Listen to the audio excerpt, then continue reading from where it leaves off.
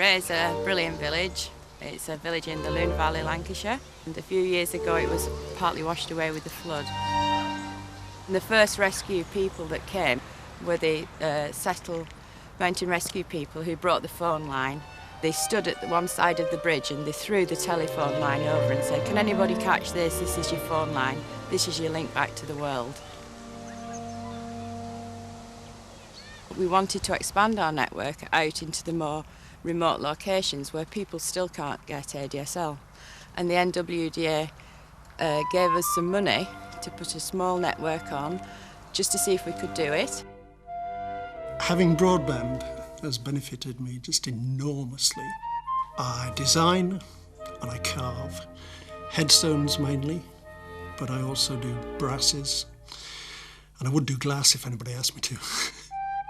Well, because I deal in graphic, designs, which I send to clients, and we often want to discuss them, So you send them a sketch, and then they come back and say, no, it wants to be something else, and so you do another sketch. And so we can actually work this out. If they're in America, this is a really long process otherwise. Sending images by post takes a long time, obviously takes a long time. Then they have to come back to you. Now they can come back on the phone saying, "I don't like this," or "I don't like that," or "Could you do whatever?" But it's much easier if I actually get them saying, "Can you make this bit bigger, about this size?" On dial-up, what do you call it? Yeah, it was so slow as to put you off really, and a lot of failure in terms of sending large plans, which we can now do so quickly. It's brilliant. Personally, I found the benefits of broadband are, I can see my dad when he gets up in the morning. His little light comes on at Google Talk, and so I know he's got up and he's well. I speak to my brother through VoIP in America, and up to now, I still haven't spent €10 of credit on my Skype account, and I've spoken for hours because I talk a lot.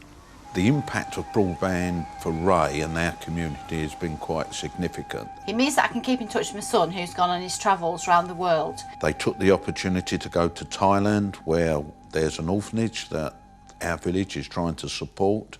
We're touching the world, little touchstones of humanity to humanity, one rural area to another rural area.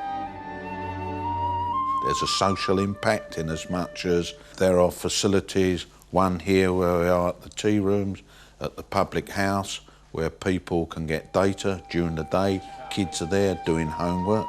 For us older people, we go in there, surf, have a pint, have a beer, utilise the broadband facilities. Some people, especially when they come to you after a bereavement, just have no idea and make all the wrong decisions. And so I can say, well, why don't we just leave it for a while? And every week I'll send you a little image or a thought or an idea or a quotation.